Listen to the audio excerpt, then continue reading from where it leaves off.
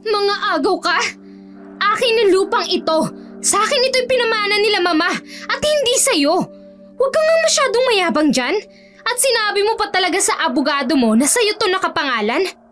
Sabihin ko lang sa'yo ha, ako ang panganay dito. Sa akin ipinamana ang bahay at kahit anong sentimo ng pera na iniwan nila papa at mama ay mananatiling akin. Alam mo, doon ka na lang tumira sa dating bahay ni Lola. Total, doon ka naman nararapat. Ganyan ka ba?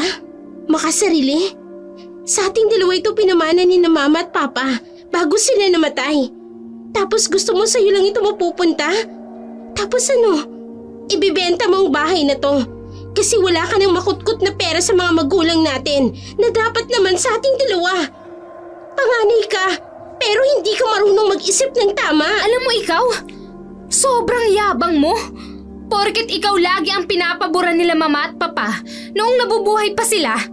Sa tingin mo ba pati kayamanan nila sa'yo ipapamana? Ha? Tigilan mo nga ako, Gia. Akin ang bahay na ito. Akin ang lupang ito at akin ang pera nila. Eh di isaksak mo yan sa baga mo. Pati na rin sa utak mong hugis mali. Tandaan mo to, Gabi ha. Lalapit ka rin sa akin. Kapag lugmo ka na at nasayang mo ng pera ni na mama at papa. Total ganyan ka naman eh. Masyado kang hayok sa pera. Hindi ka marunong magdisiplina ng sarili. Lupa, bahay at pera. Ipinamana ng namayapang ina at ama. Saan kaya ito nararapat mapunta? Sa panganay nga ba o sa bunso? O sa kanilang dalawa?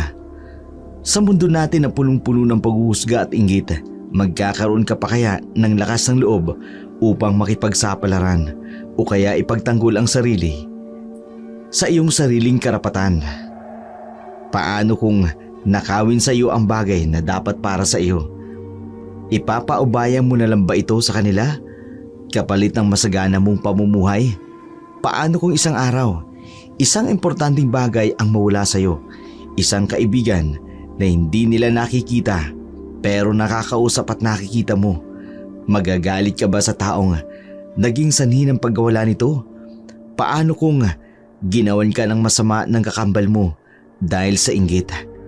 Papatulan mo ba ito?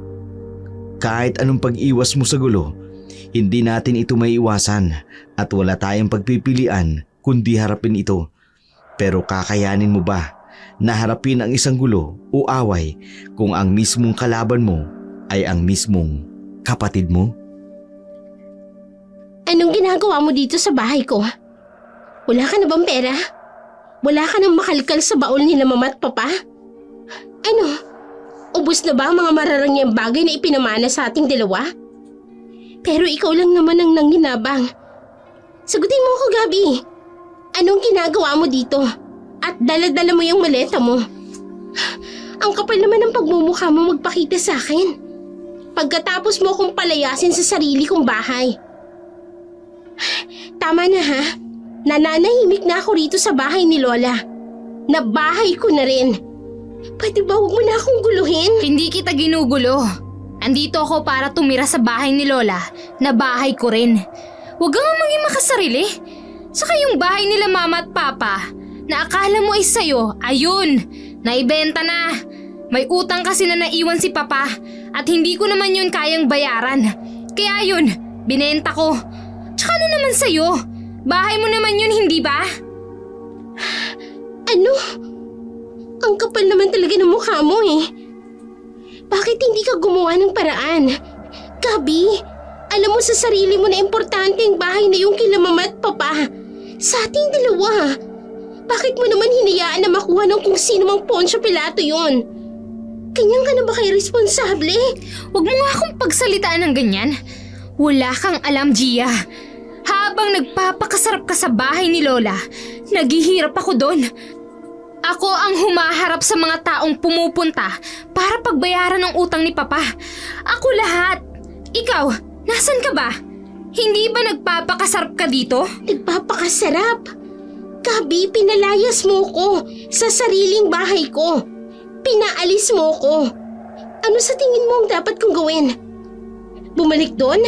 Para ano? Para marinig yung nakakarindi mong boses? Nakakairita ka na, Gabi. Kakambal kita. Pero bakit ganyan ka? Kung hindi mo ako pinalayas sa bahay, di sana pareho nating hinarap yung problema. Hindi yung pinalayas mo ko. Masyado ka kasing makasarili. Ngayon, gusto mo ikaw ang magaling. Gusto mo na ikaw ang bida, ha? Pinapalabas mo na kasalanan kung nakuha ang bulok na bahay na yun kasi pinalayas kita? Ganun ba, ha? Kanya na ba talaga kakitid ang utak mo? Ang sinasabi ko lang, kung hindi mo ko pinalayas, kung hindi mo ko pinaalis sa bahay niyon, di sana naresolbahan natin ang magkasama ang problema. Tapos ngayon pupunta ka rito sa bahay na parang walang nangyari. Pupunta ka dito na parang ayos lang tayo. Na parang hindi mo pinandirihan ang bahay ni Lola na ipinamana nga sa'yo. Pero tinanggihan mo naman. Ikaw na ang nagsabi. Bahay ko ito. May karapatan ako dito. Kaya kahit anong gawin mo, na kahit anong sabihin mo, titira ako dito. Ano? Papatulugin mo ako sa labas? Hindi! Hindi ako papayag na matulog sa labas habang nagpapakasarap ka sa kama. Saan ka ba kumukuha ng kakapalan ng mukha? Lumayas ka na sa pamamahay ko ngayon. Hindi ako lalayas kasi bahay ko ito. Ang hilig mo talagang mangangkin. Akin ang bahay na to. Akin to. Kahit anong sabihin mo, akin to. Itaga mo yan dyan sa utak mong kasing liit ang utak ng langgam. Mga agaw ka! Ako pa? Ako pa ha? Ikaw ang mga agaw ng pagmamay-ari ng iba. Tapos kapag nabenta at naubos ng naagaw mo, pupunta ka sa akin para mang-agaw ulit. Sobrang kapal mo. Huwag mo nga akong sagot-sagutin, Gia. Kahit anong gawin mo, isa ka pa rin walang kwentang tao. Tandaan mo yan! Kung wala akong kwenta, anong tawag sa'yo? Mga agaw ng lupa, ng bahay at ng ari-arian. Ngayon alam ko na kung bakit ako ang pinaboran ni Mama at Papa kaysa sa'yo. Dahil sobrang sama ng ugali mo. Walang hiya ka? Ang yabang-yabang mo. Sip-sip ka kasi. Masyado kang malapit kila Mama at Papa kasi gusto mo, sa'yo lang ang atensyon nila. Kahit kailan, hindi ako naging ganyan. Hindi ko naman kasi kasalanan na demonyo yung nasa utak mo. Kaya hindi ka nagugustuhan. Ngayon umalis ka na sa pamamahay ko. O papakawalan ko yung mga aso at ipapalapa kita. Kapal talaga ng... Lumayas ka na sa bahay ko. Pagbabayaran mo to. Wala akong pakialam. Alis! Ibinato kay Gabi ang kanyang mga maleta saka sinamaan ng tingin. Nag-igting ang kanyang panga sa galit, nanlilisik ang kanyang mga mata at mahigpit na nakakuyom ang kanyang mga kamao. Wala naman akong pakialam kahit magalit pa siya. Tapos na ako sa pang-aapi niya. Magmula bata, laging ako na lang ang pinagdidiskitahan niya. Magkakambal kami pero kahit kailan hindi ko naramdaman na mahal niya ako. Kaya kina Mama at Papa na lang ako lagi lumalapit. Kaso nung namatay sila dahil sa aksidente sa airplane crash, lalong lumala ang sungay ng babaeng yun. Kinuha ni Gabi ang kanyang mga maleta. Saka padabog na lumabas ng bahay. Malakas kong isinara ang aking pinto. Huminga ako ng malalim. Sa katunayan, pwede naman siyang tumira sa bahay.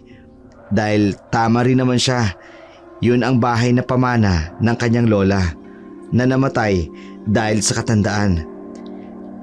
Kaso nga lang, inagaw niya sa akin ang bahay na ipinamana sa aming dalawa nila Mama at Papa. Ang masaklap, hinayaan niyang kunin ito ng kung sino man na inutangan ni Papa. Hindi naman ako papayag na ang bahay ni Lola ay maagaw niya pa sa akin. Dito na nga ako tinapon. Nung inagaw niya sa akin ang bahay namin tapos kukunin niya ito sa akin. Tiningnan ko si Gabi mula sa bintana. Gabi na rin kasi at medyo umaambo na. Pero tinatagan ko pa rin ang aking loob. Nakita ko siyang nakaharap sa kalsada, naghihintay, panigurado ng masasakyan. Dahil nga nasa bukid na parte pa ang bahay ni Lola. Ang bahay na yun ay gubat na. Sa likurang parte kung saan nagtatanim din naman ako ng mga gulay sa paligid. Limitado ang mga dumadaan na tricycle dahil masyadong mahirap na ang bumabiyahe, lalo na pataas ang daan. Napatingin ako sa maliit na nilalang na tumalon sa aking harapan. Nakita ko si Melay. Si Melay ang kaisa-isa kong kaibigan. Isa siyang duwende. Pero sa tuwing sinasabi ko na duwende siya, sinasabi niya na hindi raw siya ganun. Sobrang liit niya. Kasing liit lamang siya ng aking hintuturo. May munting korona na gawa sa bulaklak na may tinik sa kanyang ulo. Mahaba ang tenga. May 2 maliit na sungay. Ang tanging damit niya lamang ay dahon. Napatingin siya sa akin, saka kay Gabi na nasa labas. Napairap naman ako. Hindi pwede. Dapat lang sa kanya na magdusa dyan sa labas. Grabe rin naman ang dinanas ko noong pinalayas niya ako sa bahay. Tapos ibinenta niya lang. Tsaka huwag mo nga akong titingnan ng ganyan. Hindi ko alam kung mapapatawad ko pa ba siya, Melo. Huwag mo nga sabi akong tingnan ng ganyan eh.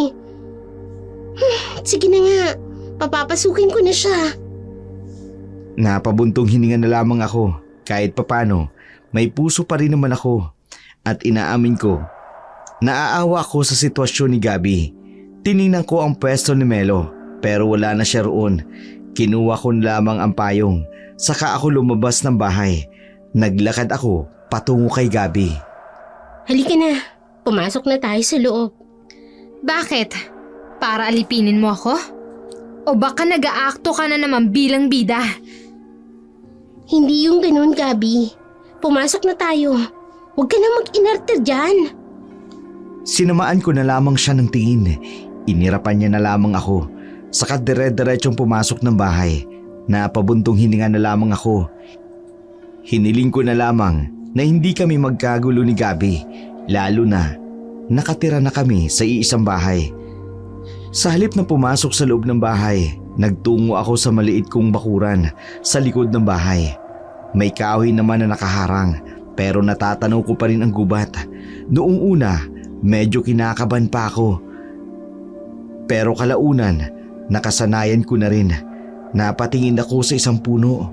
Sa ibaba nito ay lupa na napapahulmang bilog, katulad ito ng bahay ng langgam.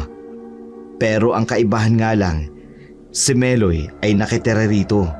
Akmang magsasalita na sana ako para tawagin si Melo, pero natigilan ako nang marinig ko ang boses ni Gabi. Anong ginagawa mo riyan? Nakatatakot naman dito. Paano kung may sumugod na ibang nilalang dito sa atin? Huwag ka na nga magsabi ng ganyan. Umalis ka na. Hayaan mo na ako rito. Bakit mo tinitingnan ang lupang yan? Tsaka, bakit hinahayaan mo na may ganyang buong-buong lupa sa punong to? Paano kung langgam yan? Eh di puno na ng langgam ang bahay. Alisin mo nga to. Hoy, anong ginagawa mo? Agad ko siyang pinigilan nang tatadyakan niya na ang lupa. Matigas ang lupa, kaya hindi ito nasira. Pero medyo kinabahan ako, lalo na hindi basta-basta ang nakatira roon. Gusto mo bang manuno ka ha? Nuno ng punso yan. Ha ha ha ha! Nuno ng punso! Tigilan mo nga ako, Gia. May kaibigan ka bang duwende? Ewan ko sa'yo, baliw! Muli niyang sinipa ang lupa. Saka siya umalis sa harapan ko. Huminga ako ng malalim upang kalmahin ang aking sarili. Sa halip na tawagin si Melo, pinili ko na lamang na tingnan ang 3 kong kaalagang manok na nakasilong sa kanilang munting bahay. Pumasok ako sa loob ng bahay nang masigurado ko na ayos na ang mga manok ko. Nilingon ko na si Gabi. Naprenting nakaupo sa kahoy na sopa. Napairap na lamang ako. At sa halip na makipagtalo, pumunta na lamang ako sa kwarto upang magpahinga. Kinabukasan, maaga akong umalis ng bahay. Hindi na ako nagpaalam kay Gabi. Nasa tabi pa ako natulog. Hinandaan ko na lamang siya ng pagkain noon. Dahil nga sa bukid rin kami nakatira, kailangan ko pang maglakad pababa hanggang sa marating ko ang paradahan ng tricycle. Nagtatrabaho kasi ako bilang isang tendera ng isda sa palengke. Kahit paano, ito ang bumubuhay sa akin. Hindi na rin ako nakapag-aral dahil masyado akong kukulangin sa panggastos sa bahay at sa sarili. Mabilis na lumipas ang mga araw. Pauwi na naman ako galing trabaho. Hininto na lamang ako ng tricycle sa kalagitnaan ng daan papunta sa bahay namin dahil hindi na kinaya ng tricycle na umandar pa paakyat. Wala na akong nagawa kundi maglakad na lamang ng ilang minuto hanggang makarating na ako ng bahay ko. Pagdating ko, naabutan ko si Gabi. Nagwawali sa harapan ng bahay namin. Agad ko siyang tinawag pero hindi niya ako pinansin. Anong nangyari sa'yo? Himala ah? Bakit mo ko iniwan dito kanina at hindi ka nagpapaalam? Alam mo ba kung anong ginawa ko rito maghapon nung walang pagkain? Kaunti na lang ay kakatayin ko yung manok mo sa bakuran. Hindi naman kita anak. At saka may utak ka na. Kaya mo na yung sarili mo. Masyado ka namang paimportante. Tsaka may pagkain sa cabinet, sa itaas ng lababo. Hindi ka lang kasi tumitingin eh. Tsaka alas 5, ha? Alas 5 na nagwawalis ka pa dyan. Wala kang pakialam. Kaysa na mabulok ako rito sa bahay nang walang ginagawa. Eh di magtrabaho ka. Para naman magkaroon ka ng silbi at hindi palamunin dito sa bahay. Papasok na ako. Maghahanda pa ako ng makakain natin. Inirapan na lamang ako ni Gabi. Pumasok na ako sa aking bahay.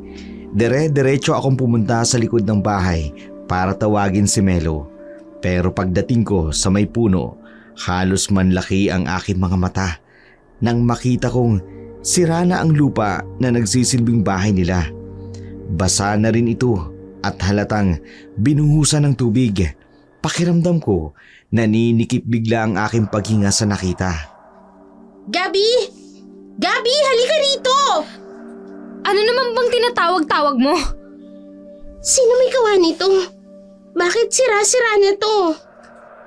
Ako? Bakit? Saka pinamamahayan lang naman niya ng mga langgam. Inalis ko na kasi masyadong istorbo sa pagdidili ko ng mga halaman mo. Hindi mo dapat sinira, Gabi. Hindi mo dapat pinakailaman yan. Ano bang halaga ng bagay na yan sa'yo? Lupa lang naman yan. Imposible naman nanuno sa punso yan. At kung oo man, edi mabuti na yun. Kesa naman mamaligno tayo dito. Pinalis ko na. Dapat nga matuwa ka pa. Kasi ako na ang gumawa ng paraan para hindi tayo mapahamak. Tapos ikaw aarte-arte ka pa riyan. Hindi mo naiintindihan. May kaibigan ako nakatira dyan, Gabi. Sinira mo yung kaibigan ko. Melo? May kaibigan kang maligno? Gia, wag mo nga akong pinagloloko dyan. Nababaliw ka na ba? Hindi mo dapat pinakailaman yun. Bahay ko to, hindi to sa'yo. Pasalamat ka nga hindi kita pinalayas eh. Gabi naman eh. Si Melo na lang ang tanging kaibigan ko. Tapos inalis mo pa sa akin. Anong klaseng kapatid ka ba talaga ha? Kung sino man yung Melo na yan, maligno yun. Tumahimik ka na. Wala na tayong magagawa kasi wala na. Inalis ko na. Tsaka kung totoo man yung sinasabi mo, sa gubat sila nararapat, hindi rito sa atin. Buisit na to. Nag-aaway tayo dahil lang sa isang maligno? Ay, seryoso ka ba o nababaliw ka na? Alam mo, dapat magpahinga ka na lang. Kaysa magmukmuk at mag-inarte ka riyan. Hindi mo ko naiintindihan. Kaibigan ko si Melo. At ang sinira mong lupa ay bahay niya. Siya na nga lang naging kasama ko noong pinalayas mo ko. Siya ang nagsilbing kapatid ko noong tinanggi mo ko. Tapos ngayon wala na siya. Hindi ko na siya makikita pa dahil sa kagagawan mo. Yun na nga eh. Wala na siya. Kaya dapat alalahanin mo na lamang kung paano tayo mabubuhay araw-araw. Hindi yung kung ano-anong pinagsasasabi mo dyan. Kung totoo man yan, di nakipagkaibigan ka sa isang maligno. Hindi mo iniisip ang magiging kahihinatnan mo. Masyado ka nagpapauto at nagpapakabaliw sa nila lang na hindi naman nakikita. Pagkatapos niyang sabihin iyon, tinalikuran na ako ni Gabi. Naikuyom ko na lamang ang aking kamao dahil sa inis at galit. Kumuha ako ng konting lupa. Sa inis ko, ibinato ko ito sa puno. Napahagulhol na lamang ako dahil sa sobrang sakit para sa akin ang mga nangyari. Sa 2 taon ng paninirahan ko sa bahay ni Lola, naging kaibigan ko na at malapit na talaga sa akin ang aking kaibigan. Hindi ko akalain sa isang iglap mawawala na lamang siya ng bigla. Sinubukan ko pang tawagin si Melay pero kahit presensya niya, hindi ko na naramdaman pa. Tumayo na ako at pumasok ng bahay.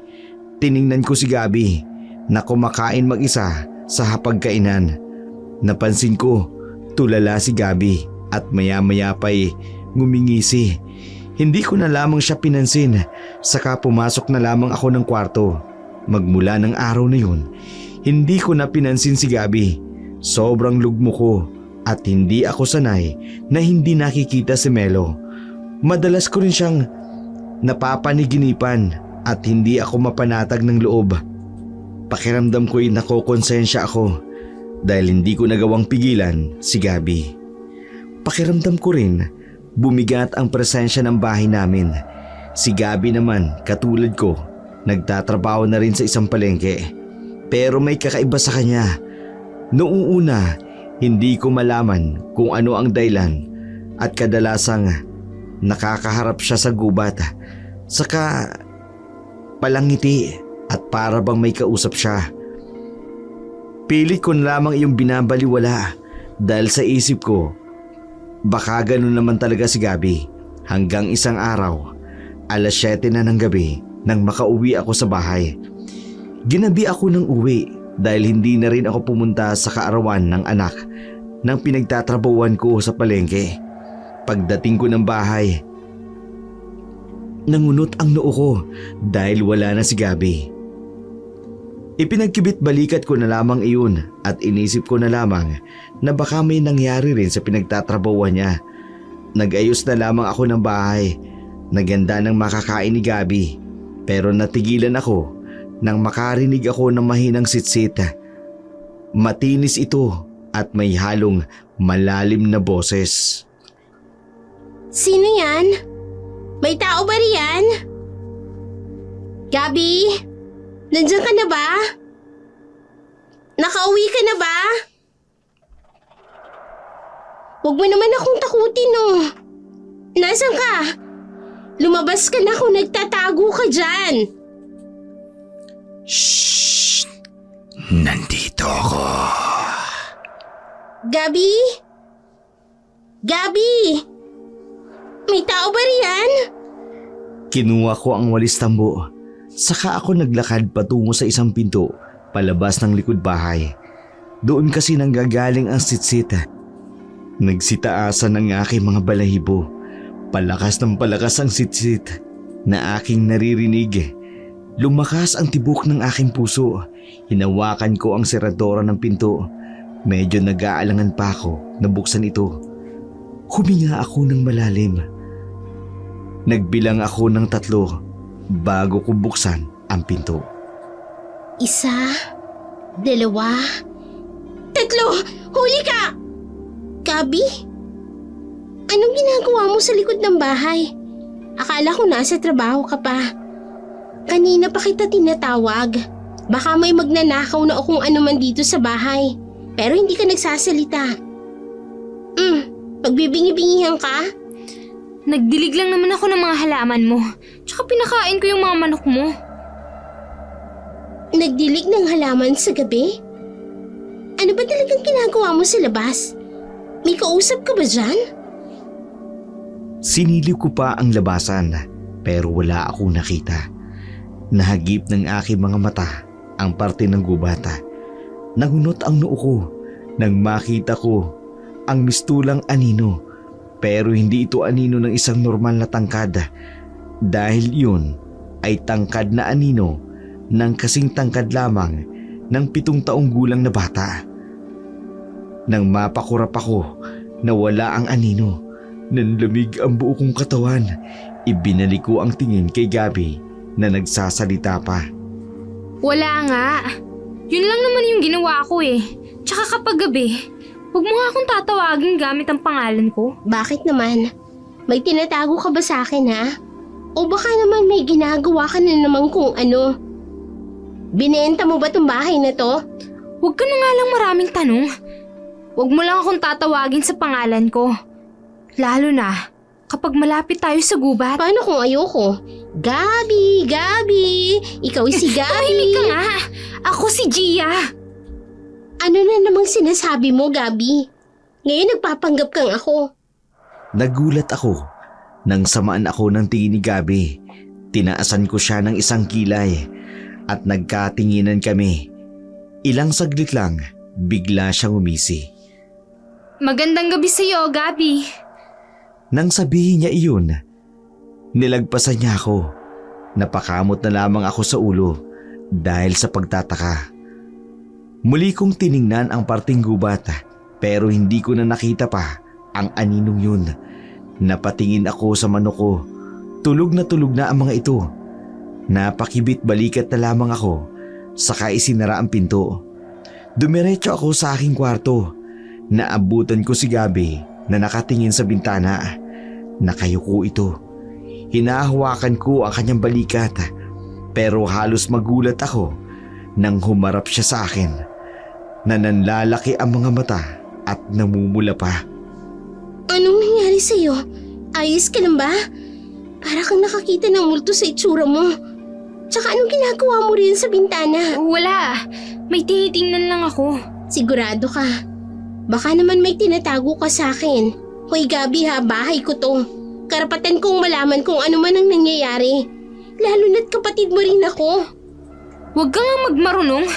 Alam ko kung anong ginagawa ko. Matulog ka na lang at hayaan mo na ako. Pagkatapos niyang sabihin iyon, nahiga na siya sa kama. Napakamot na lamang ako sa aking ulo sa pagtataka. Isinara ko ang bintana ng aking kwarto. Ngunit bago ko pa man ito tuluyang maisara, muli kong tiningnan ang gubata. Sobrang lakas ng tibok ng aking puso. Pakiramdam ko may nakatingin ng diretso sa akin.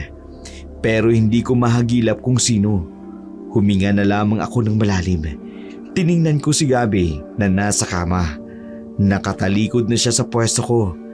Yung galaw ni Gabi ay nakapagtataka rin. Hindi ko tuloy maiwasang mapaisip noon kung ano ang sekretong tumatago sa pagkatao ng aking kakambal. Sobrang ilap niya kasi kahit hindi niya sabihin sa akin, halata naman sa kanya na may binabalak siya. Napailing na lamang ako. Inisip ko na lamang noon na hindi naman sigurado gagawa ng masama si Gabi. At yun ang pakiramdam ko na may nakatingin, paniguradong guni-guni ko lamang. Pagdating ng umaga, maaga pa lamang, naghanda na ako ng pagkain para sa aking mga manok. Hindi naman ako pala sabong, pero pinatataba ko ang mga manok ko para rin ibenta. Pagkakuha ko ng pagkain ng mga manok, naglakad na ako papunta sa aking bakuran.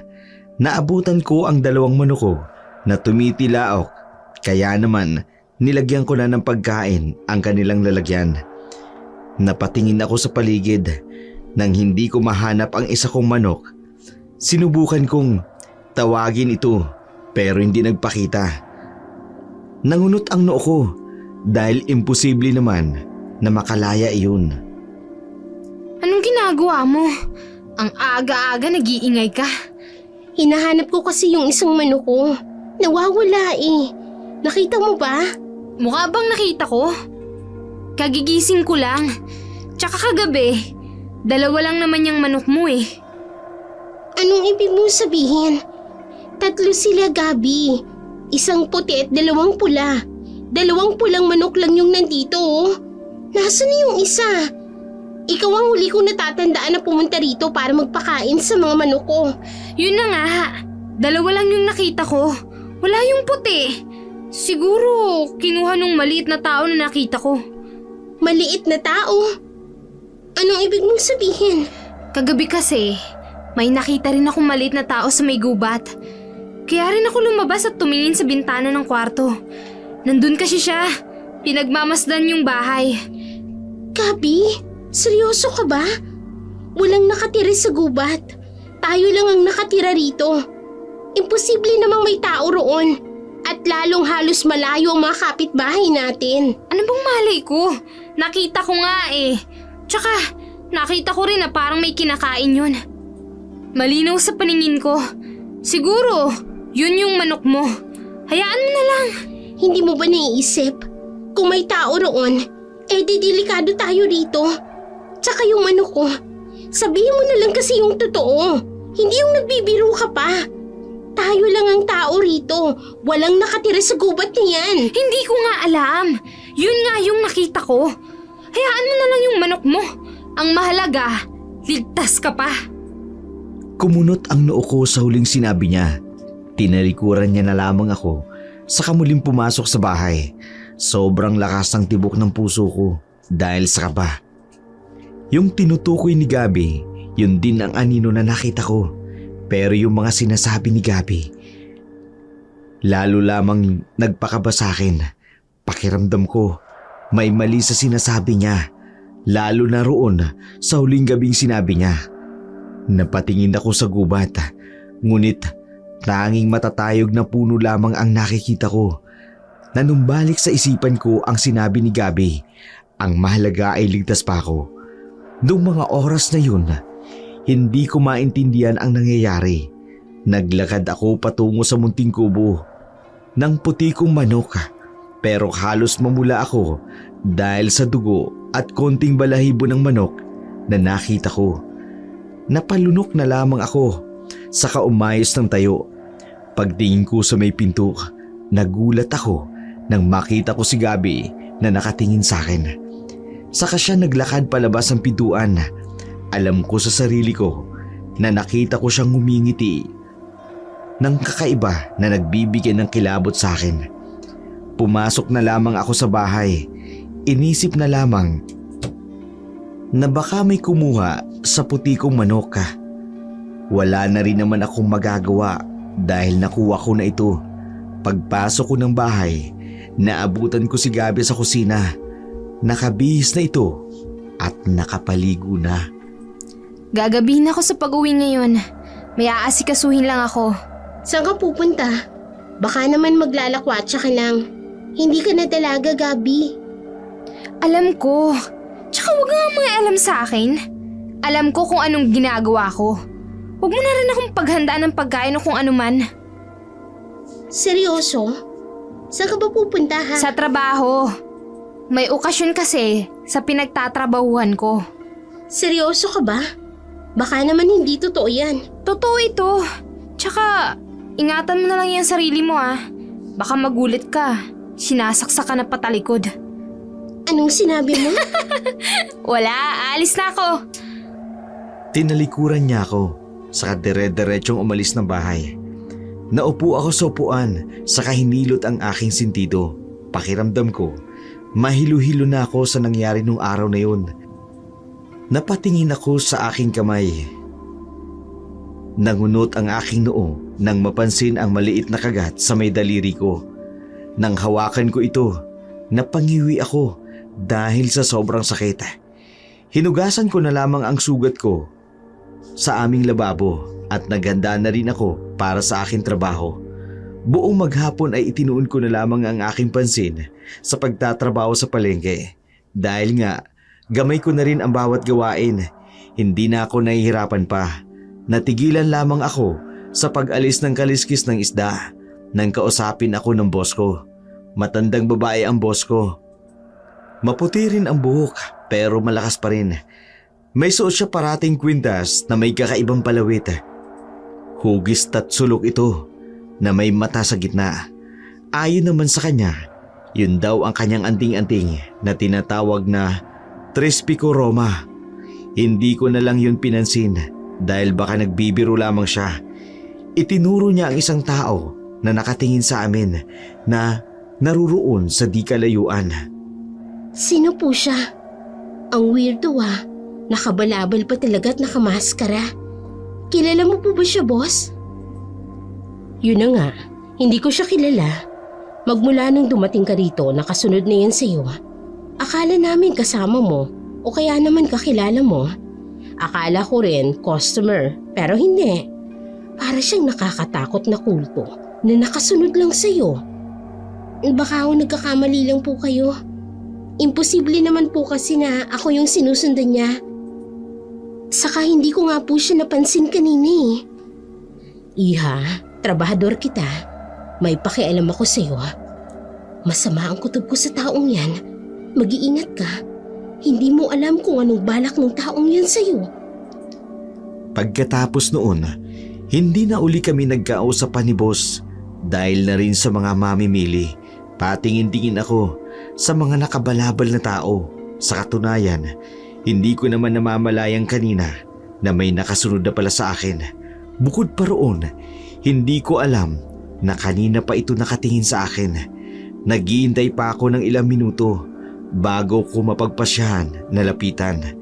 Napaisip ako na baka naiya lamang siya at hindi makalapit. Nagpaalam muna ako sa kasama ko. Saka naglakad palapit sa taong yun. Malapit na ako sa kanya. Nang ayusin niya ang kanyang maskara, saka tumakbo palayo. Pero kahit sa pagtakbo niya, hindi nakaiwas sa akin ang kinang ng isang bagay sa kanyang kamay. May hawak siyang kutsilyo. Napa-sign of the cross naman ako sa takot. Hindi ako nakatuon sa trabaho pagkatapos ng pangyayaring yun. Kinakabahan ako na napapraning sa susunod na mangyayari. Maglalakad pa naman ako pauwi ng bahay dahil hindi naman ako maihatid ng tricycle sa amin dahil matarik ang lugar namin. Tinatagan ko na lamang ang aking loob pagkatapos ng trabaho. Nang makakuha ko ng aking sahod, dumiretso kaagad ako sa tricycle pauwi. Gusto ko kasing makauwi ng maaga sa aming bahay. Kaso sobrang malas ko nga dahil kinailangan ko pang maghintay ng halos 2 oras para mapuno ang tricycle. Sa huli, halos 7:00 na rin ng gabi nang makarating ako sa aming barangay kung saan naglakad ako hanggang makapunta ako sa aking bahay. Huminga muna ako ng malalim at nagsimula ng maglakad. Mabilis ang ginawa kong paglalakad. Hindi ako lumilingon dahil natatakot ako na baka sa paglingon ko, sumalubong sa akin ang taong yun. Maya-maya pa'y halos mawala na ako ng hininga nang makarinig ako ng mga yabag sa aking likuran. May nakasunod sa akin. Lalong bumilis ang lakad ko kasabay ng malakas na tibok ng puso ko. Mabilis din ang narinig kong yabag sa aking likuran. Patuloy lamang ako sa paglalakad. Hindi ako huminto sa paghakbang hanggang sa matapilok ako. Nataranta akong tumayo pero natigilan nang makita ko ang isang kamay sa aking harapan. Unti-unti kong inangat ang aking sarili. Halos maubusan ako ng hininga nang makita ang isang lalaki na nakamaskara. Maskulado ang katawan pero ang tangkad niya kasing tangkad lang ng 7 taong gulang na bata. Dahil na rin madilim na mga oras na yun, hindi ko maaninag ang itsura niya. Tanging mga tattoo lamang sa kanyang braso at hubad na pangitaas niyang katawan ang nakita ko. Umiling ako. Sa halip na tumayo, napaatras ako habang napaupo rin sa lupa. Hindi pa rin kasi masyadong sementado ang daan papunta sa amin. Isa rin sa dahilan kung bakit hindi bumabiyahe doon ang mga tricycle. Anong kailangan mo? Bakit mo ko sinusundan? Kanina ka pa. Salamat sa aking alipin. Naalaman ko kung saan ka pupunta. Alam mo ba, sobrang laki ng atraso mo sa akin. Ikaw ang dahilan kung bakit nawala ang anak ko.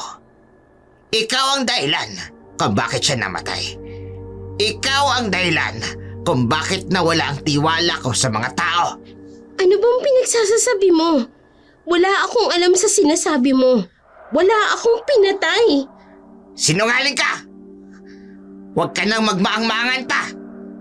Alam ko kung anong ginawa mo. Alam ko kung bakit mo yan ginawa. Pinagkatiwalaan kita. Ikaw palang papatay sa kanya! Hindi kita maintindihan. Ano bang sinasabi mo, ha? Tulong! Tulungan niyo ako! Napasinghap ako nang maramdaman ang 2 kamay na humawak sa aking braso. Sa pilitan niya akong pinalalayo na lalong nagpakaba sa akin. Paglingon ko, nakamaskara pa ito. Ito ang tao na nakita namin ni boss na nakatingin sa akin. Ano bang kailangan niyo sa akin? Wala akong atraso sa inyo. Wala akong ginawa kahit kanino. Pakawalan niyo ako! Wala! Meron kang atraso sa akin. Sa lahat ng pwede mong gawin, sa akin pa talaga. Sa anak ko pa talaga. Hindi kita mapapatawad. Hindi! Nanlaki ang aking mga mata. Nang iangat niya ang kutsilyo, agad akong nagpumiglas sa may hawak sa akin. Sa kabutihang palad, nakaalis naman ako. Namamawis na ang aking noo na tumakbo palayo.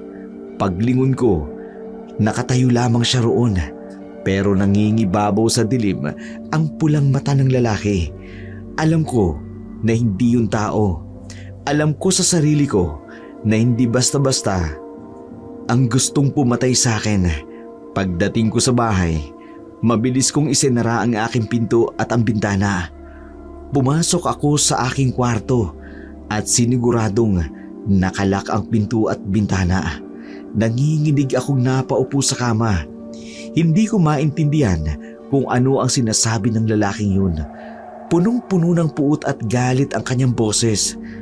Napapitlag ako nang marinig ang boses ni Gabi sa labas ng bahay. Kahit alanganin, lumabas ako ng kwarto ko. Saka pinagbuksan siya. Akala ko ba magpapagabi ka? Ang aga mo naman Hindi ba to gabi? Tsaka gusto ko na rin magpahinga. Dapat sinabi mo sa akin kanina na uuwi ka ng maaga. Eh di sana nahintay kita sa may paredahan ng tricycle. Hindi yung naglakad ka pa riyan. Paano kung may mangyari sa'yo?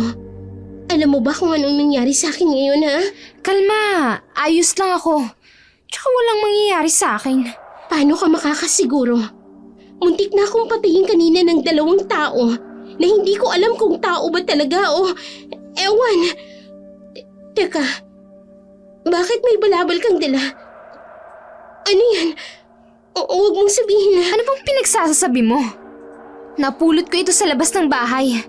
Akala ko nga sa'yo kaya kinuha ko. Gabi, huwag mo nga akong pinaglololo ko. Wala ka namang kinalaman sa nangyari sa akin, hindi ba? Sabihin mo sa akin, hindi mo naman ako balak patayin. Alam mo, nababaliw ka na.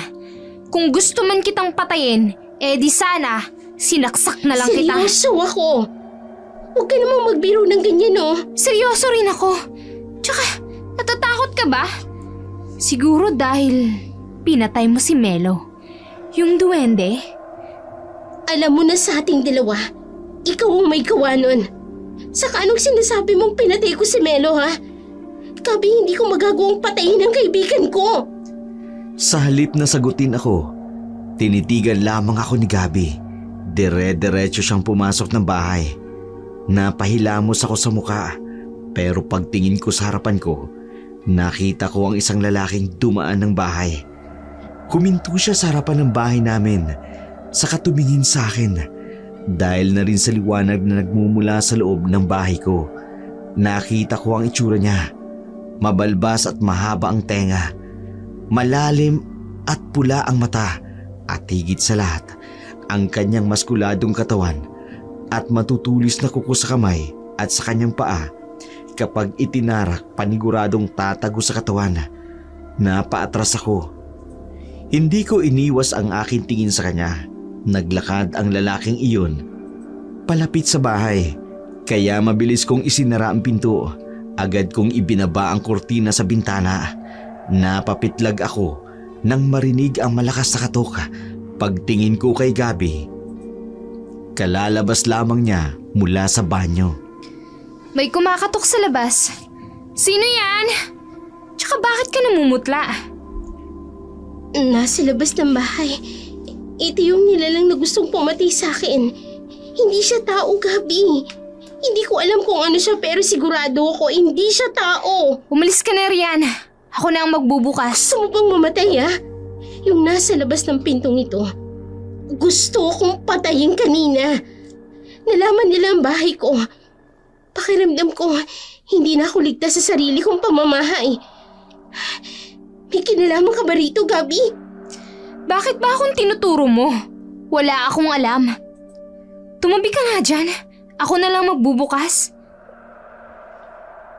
Nilapitan ako ni Gabi, saka mahina akong itinulak paalis ng pintuan. Binuksan niya ito. Napapikit na lamang ako pero napamulat nang magsalita siya. Wala namang tao oh.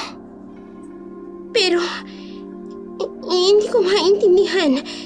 Alam kong nandyan siya. Alam mo, mas mabuti pang matulog ka na lang. Tsaka, ano pang inaalala mo? Nandito naman ako oh. Aalagaan kita. Seryoso ko ba sa sinasabi mo? Oo naman. Huwag kang mag-alala. Walang mananakit sa'yo. Niyakap ako ni Gabi. Natigilan ako. Hindi ko inaasahan iyon pero niyakap ko pa rin siya pabalik. Halos ilang minuto rin kami nagyakapan bago siya humiwalay sa yakap. Isinara niya ang pinto, saka ngumiti sa akin. Gusto ko rin ngumiti, pero tanging pagtitig lang sa kanya ang ginawa ko. Naninibago ako. Kakaiba rin ang pagbibigay ng pakiramdam ng pagiging mabait niya sa akin. Tipid ng ngiti lamang ang ginawa ko, saka nauna sa kwarto. Bago ako pumasok muli, nilingon ko si Gabi at nakita ko siyang nasa labas ng bahay. Hindi ko alam nung mga oras na yun kung ano ang ginagawa niya sa labas ng bahay. Pero hindi ko na lamang ito tininan. Pumasok na lamang ako ng aking kwarto. Bandang 11:00 ng gabi nang magising ako dahil sa pananakit ng aking palad.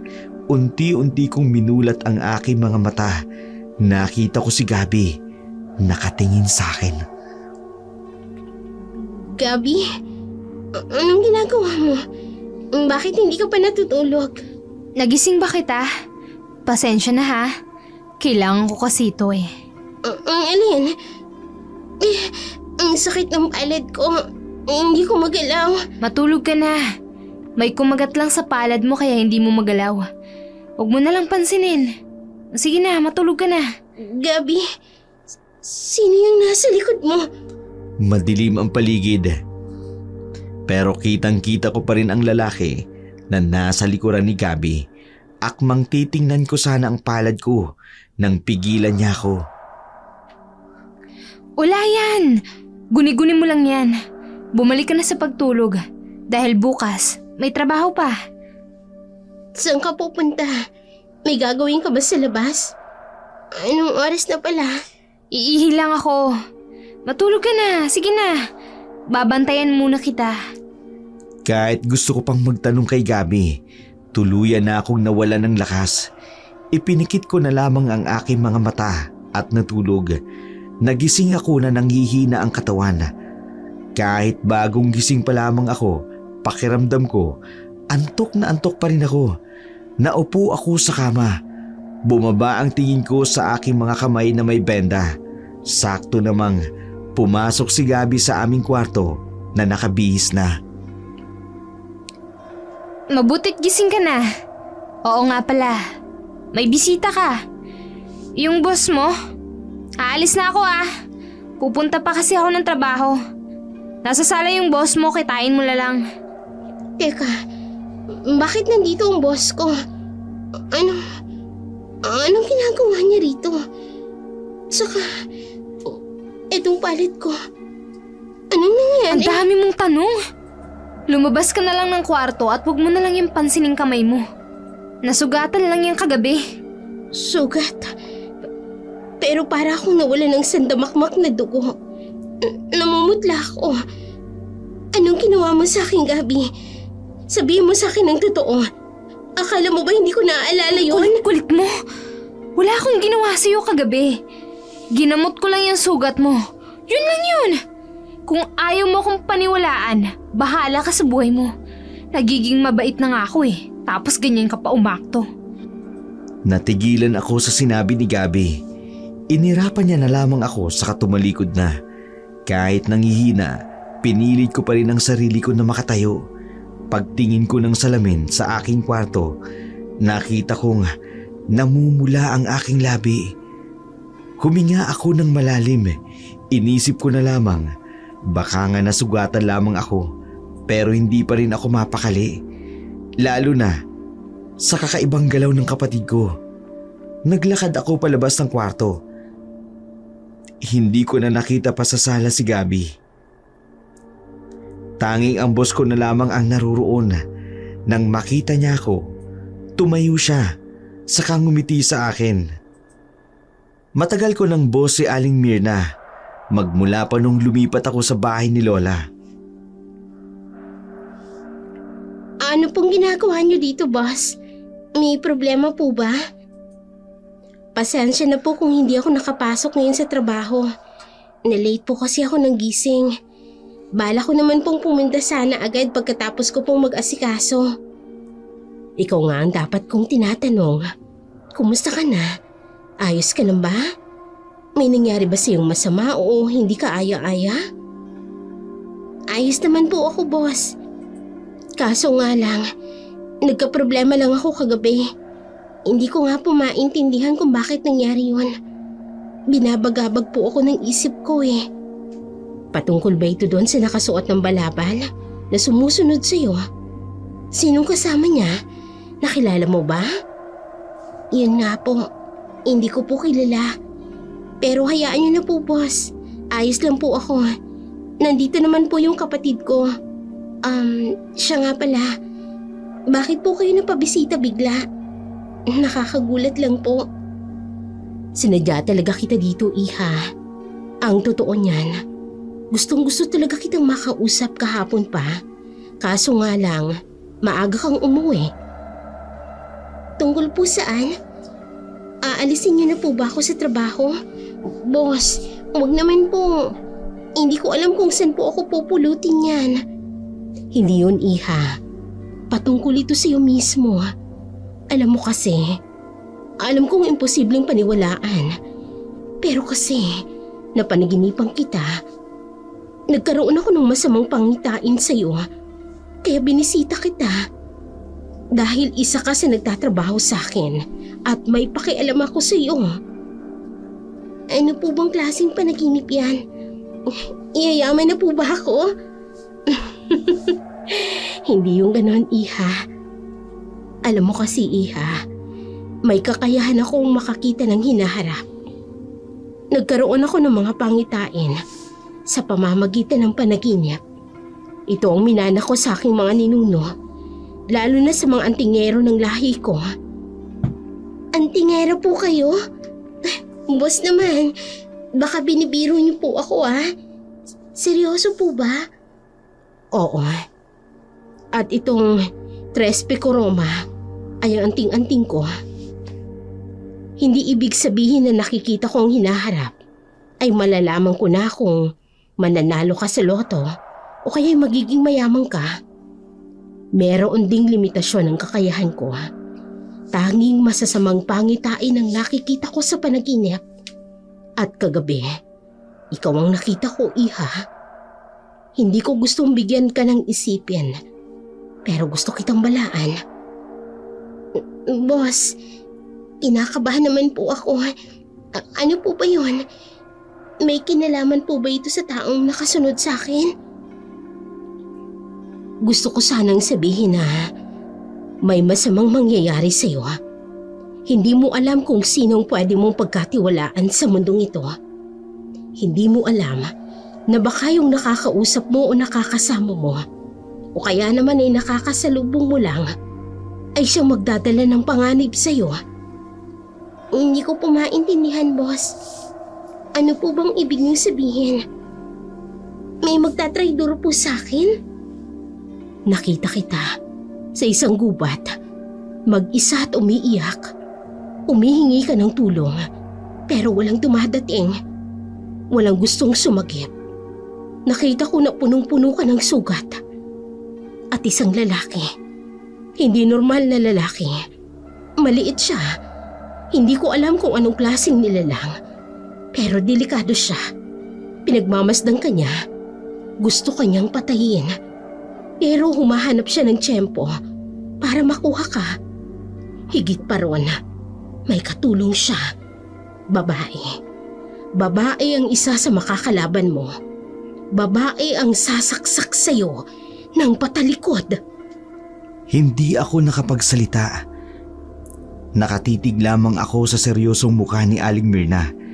Inamin ko sa bawat salita niya'y nagdudulot ng kakaibang kaba at kilabot sa akin. Yung sinabi niyang lalaki, yung panigurado ang lalaking gusto akong patayin dahil sa paghihiganti sa kasalanang hindi ko namang ginawa. Pero yung babae, noong mga oras na yun, hindi ko mapagtanto kung sino. Sigurado po ba kayo? Baka binibiro niyo lang ako ha. Wala po akong masyadong babae na malapit sa akin. Maliban po sa kapatid ko, si Gabi.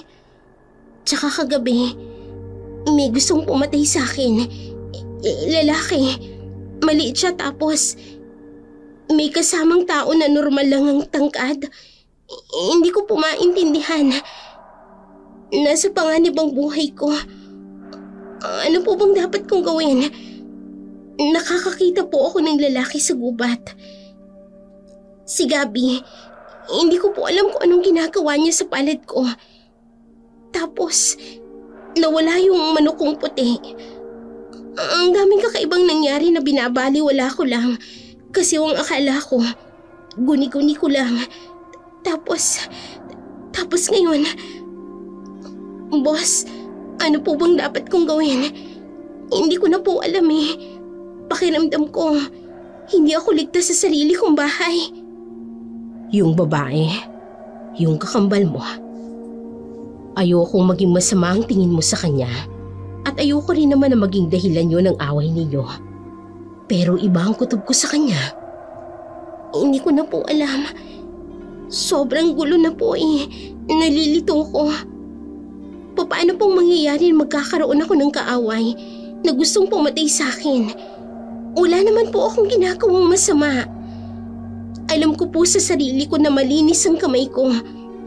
Tapos may ganito na mangyayari. Inosente po ako. Hindi ko nga alam kung yung lalaki na gustong pumatay sa akin kagabi, kung tao pa ba eh. Kung hindi ako nakatakas, siguro pinaglalamayan ako ngayon.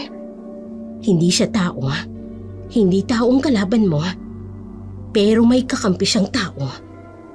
Hindi ko na po nakukuha ang ibig niyong sabihin, boss. Wala akong ginagawang masama. Wala. Kailan ba nagsimula ang mga nararanasan mong yan? Yung kakambal mo, kailan siya dumating? Naalala ko, nagsimula nung nawala po si Melo. Si Melo po yung kaibigan kong duwende. Pero sinasabi niya sa akin na hindi raw duwende. Pero maliit naman siya. Paano siya nawala? Umalis ba siya? Nagpaalam ba sa'yo? Yung kakambal ko, sinira niya po yung bahay nila. Natigilan ako nang makita ang panlalaki ng mata ni Aling Myrna. Medyo umuwang ang bibig niya. Ang tanging napansin ko lang sa kanyang mga mata, ang pagkaseryoso nito na may halong takot. Dahil doon, kinabahan na rin ako. Hindi ko maintindihan kung ang kapatid mo ang sumira ng bahay ni Melo. Bakit ikaw ang pinupuntirya nila? Ano pong ibig mong sabihin? Si Melo ang naghahabol sa akin? Si Melo ang gustong pumatay sa akin? Hindi niyo yan magagawa.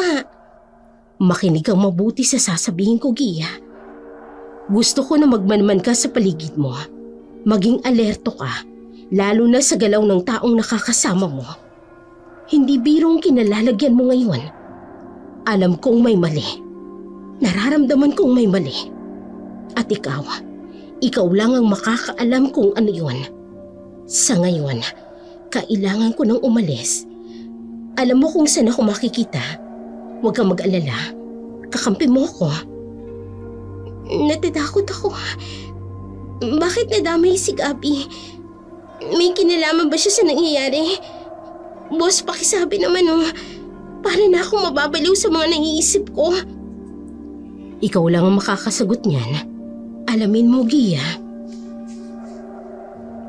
Tinapik ako sa braso ni Aling Myrna. Tumayo na siya, saka tumayo na rin ako. Naglakad kaming dalawa palabas ng bahay.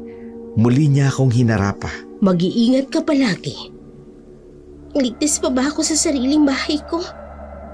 Ikaw lang ang makakasagot sa sarili mong tanong. Magkita tayong muli, Gia. Naglakad na siya paalis ng bahay. Nakasunod lamang ang tingin ko sa kanya. Nang tuluyan ko na siyang hindi makita, huminga ako ng malalim na numbalik sa aking isipan ang sinabi ng boss ko. Magmula sa umpisa hanggang sa huli, kay Gabi, sa lalaki, kay Melo, at sa nangyayari at sa mangyayari, at lahat-lahat na. Pumasok na ako sa loob ng bahay, saka dumiretso sa kusina. Nagtimpla na lamang ako ng kape. Para pang umagahan ko, pagkaupo ko ng upuan, natulala na lamang ako habang hinahalo ang kape.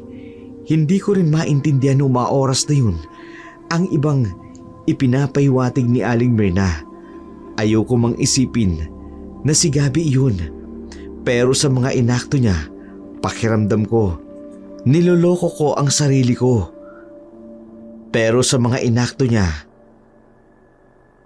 hindi ko talaga mapaniwalaan at ang aking pakiramdam, ang mga nakikita ko, ang mga napagmamasdan ko kay Gabi. Gusto ko man siyang tanungin, ay hindi ako makasigurado kung magsasabi ba siya ng totoo. Pakiramdam ko, hindi ko talaga mapagkakatiwalaan si Gabi. Nagawa niya akong palayasin noon. May posibilidad na may magawa pa siya at higit pa roon. Buong maghapon ay wala akong ibang ginawa kundi isipin ang mga napag-usapan namin ng boss ko. Sa tuwing napapatingin ako sa gubat, sa likod ng bahay ay kinikilabutan ako. Natatakot din ako na baka may biglang sumugod sa akin. Lalo na mag-isa lamang ako doon. Napaisip ako kay Meloy. Kung sakaling may kinalaman nga sa kanya ang aking kapatid, sana naman kinausap niya lamang ako. Ang pagkasira ng bahay nila, hindi naman iyon sapat na rason para patayin ako. Sa kabutiang palad, walang nawalang manok sa bakuran ko. Pero hindi pa rin talaga ako makakampante sa sarili ko. Kinagabihan, bandang 6:00 nang dumating si Gabi. Sabay kaming kumain sa kusina nang magsalita siya. Kumusta yung sugat mo sa palad? Mahapdi pa ba? Maayos na. Kaso nga lang, nagtataka pa rin ako kung paano ako magkakasugat sa kamay. Seryoso ka nga bang sugat lang yon? O baka naman, may nangyari talaga. Siguro may ginawa ka. Pinagbibintangan mo ba ako?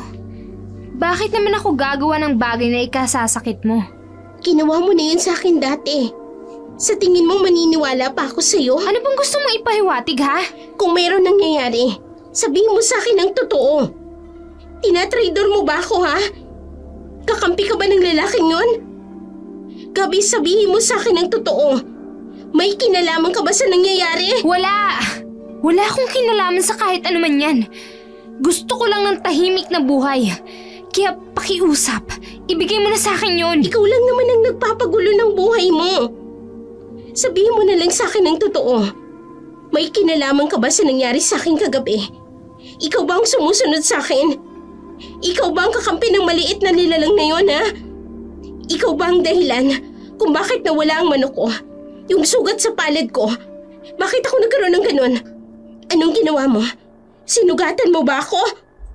Wala! Wala akong alam. Wala akong kinalaman sa nangyari sa'yo kagabi. Hindi ako ang tumulong sa sinasabi mong lalaki. Wala! Hindi! Ayos na ba, ha?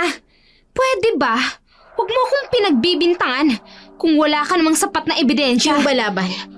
Bakit meron ka nun? Sinabi ko naman sa'yo Na ano?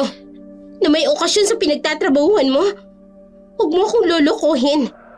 Anong okasyon yan at kailangan ng balabal na suot mo? Saka, hindi kita nakitang umalis na may dalang balabal. Gabi, sabihin mo na lang sa akin ang totoo. Gusto mo ba akong patayin? Patayin?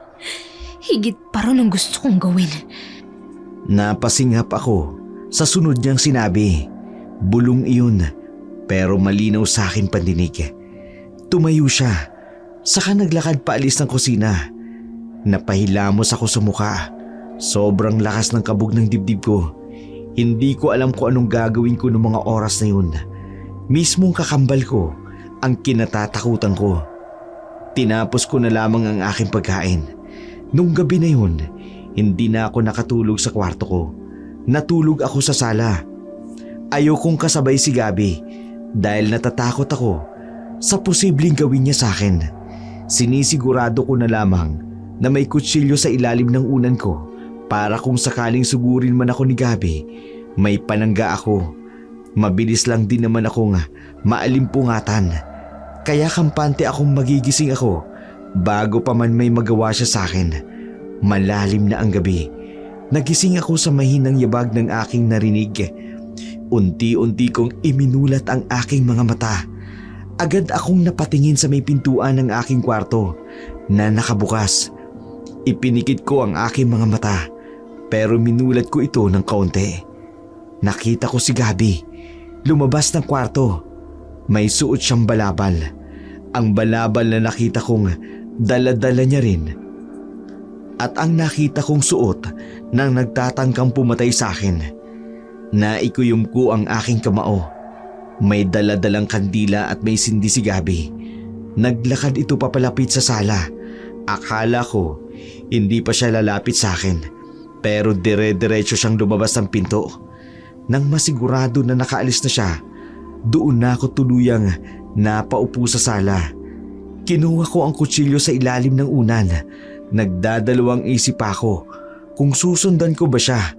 Pero mas pinili ko pa rin tumayo at dahan-dahan sa paglalakad palabas ng bahay. Nakita ko si Gabi na dumiretso sa bakuran. Nagtago ako sa malaking puno roon. Nakita ko siyang kinuha ang isa kong manok. Tumingin-tingin muna siya sa paligid at halos mapasinghap ako nang alisin niya ang ulo ng manok ko. Nanginginig ang kamay ko. Nahinigpitan ang kapit sa ulo. Nakumpirma ko sa sarili ko na siya rin ang may kasalanan kaya nawala ang puting manok ko. Kinuha niya ang pula kong manok at wala ng buhay.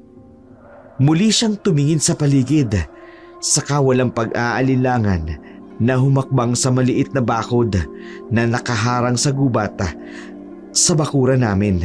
Dire-diretso siyang pumasok sa gubat na lalong ikinakaba ng sistema ko. Lumabas ako sa aking pinagtataguan. Hindi na ako nagdalawang isip na sundan pa siya papasok ng gubat. Bawat takbang ko ay mabagal lamang. Sinisigurado ko na walang maririnig na kahit anong ingay. Tanging ilaw lamang na kandila ang nagsisilbing ilaw sa gubat. Maya-maya pa'y tumigil siya sa paglalakad. Muli akong nagtago sa likod ng malaking puno. Nakita kong malinaw ang isang maliit na lalaki pero maskulado ang katawan. May mga tattoo sa kanyang balat. Tanging itim na tela lamang ang nagtatakip sa kanyang pribadong parte. May mahabang tenga, balbas na kasing itim ng kanyang maliit na buhok. Kunot ang noo at nanilisik ang mga mata. Nakatingin siya kay Gabi. Kinuha ng lalaki ang manok na dala ni Gabi, saka kinain ito. Gusto kong masuka pero pinigilan ko ang aking sarili. Maraming salamat, Gia, sa pagkain na binigay mo. Masaya talaga ako na ikaw ang kaibigan ng aking anak. Kaso nga lang, wala na siya. Masaya sana kung makikita ko kayong dalawa na naglalaro dito sa gubat. Walang anuman. Mabuti naman at nagustuhan mo. Yan na yung pangalawang manok na ibinigay ko sa'yo. Mabuti na nga lang at hindi yun nalaman ng kapatid ko. Akala ko ba, iyo ang mga manok na ito? Tama ba, Gia? Gia. Pero ako si Gia. Anong ibig sabihin ni Gabi? Anong nangyayari? Oo, tama nga. Ako si Gia. Yung kakambal ko yung nasa bahay ay si Gabi. Ang taong pumatay kay Melo. Nakontento ka ba sa dugo niya na ibinigay ko sa'yo? Akala ko nga mamamatay na siya eh. Kaso masyadong maitim ang budhi. Buhay pa hanggang ngayon. Huwag kang mag-alala. May oras din ang babaeng yan sa akin. Pinatay niya ang prinsipe ko. Ako ang makakalaban niya. Salamat, Gia, sa pagtulong sa akin na makamit ang hustisya. Gusto ko lang naman na mamuhay ng normal. Pero sinira niya ang pamumuhay ko. Ang kaisa-isa kong anak, pinatay pa niya. Papatayin mo ba siya? O paano ako? Anong mangyayari sa akin? Buhay ang kinuha niya. Buhay din ang kukunin ko. Gaya ng napagkasunduan nating dalawa, mapapasayo ang bahay na yan. Yayaman ka, tutulungan kita, kaya huwag ka mag-alala. Mabuti naman kung ganon. Sayang naman ang pagtulong na ginagawa ko sa'yo. Nakakatuwa ka nga rin. Sariling kakambal mo, kayang-kaya mong patayin. Gaya nga ng sabi ko, wala na akong kakambal. Si Melo ang kaisa-isang nilalang na tumanggap sa akin. Bukod sa mga magulang ko. Kahit mabigyan man ako ng yaman at masolo ko ang bahay, si Melo pa rin ang pasasalamatan ko. Sana nga'y masaya na siya kung nasan na siya ngayon. Ilalagay ko sa mismong libingan niya ang buto at laman ng katawan ng taong pumatay sa kanya. Pinanlamigan ako ng katawan. Bawat salita na aking narinig, tuluyang nagpalinaw sa akin. Kaya pala ayaw ni Gabi na tinatawag ko siya sa pangalan niya. Dahil nagpapanggap siyang ako. Ako ang pinupuntirya ng ama ni Melo. Dahil akala niya, ako ang pumatay kay Melo. Ibig sabihin lamang nito, si Gabi, siya mismo ang pumatay kay Melo dahil sa pagsira sa bahay nila. Naikuyom ko ang aking kamao sa pinaghalong puot at galit. Gusto kong lumabas sa pinagtataguan ko pero hindi ako nagpadalos-dalos. Muli kong tiningnan si Gabi. Kung anumang uri ng nilalang na lalaki ang nasa harapan niya. Hindi ko akalain na sa simpleng pagkasira ng bahay niyo, mawawala si Melo. Dahil nga, nasa maliit lamang kaming anyo. Hindi kami nakalalangoy na maayos. Nalunod si Melo sa tubig. Kailan ba natin papatayin si Gabi? Bukas ng gabi. Sa pagsapit ng kabilugan ng buwan, dalhin mo siya sa kubat. Sa parteng natatamaan ng buwan, doon ko siya papatayin. Sa halip na makinig, dahan-dahan akong naglakad palayo. Muli kong nilingon ang pwesto nila pero nagulat ako nang makitang nakatingin sa akin si Gabi. Natigilan ako. Alam niyang nandun ako. Akmang lilingon sa pwesto ko ang lalaki nang magsalita si Gabi. Nakatingin pa rin sa akin. Dumiretso na lamang ako palabas ng gubat hanggang sa makarating ako ng bahay. Pumasok ako sa loob ng bahay, saka dumiretso sa kwarto ko. Nilako ang pinto habang nakatulala sa pader. Hindi ko na nga lang mapigilan ang aking luha. Hindi ko akalain na makakayanan akong patayin ni Gabi at magkunwaring ako para lamang sa pera. Napapitlag na lamang ako sa gulat nang marinig ko ang katok sa pinto.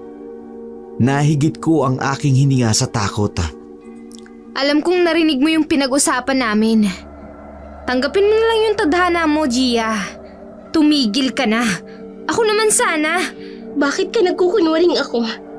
Ikaw ang pumatay kay Melo. Ikaw ang pumatay sa kanya. Hindi ako. Ako si Gia. Ikaw si Gabi. Manloloko ka. Sa tingin mo ba sinadya ko yun?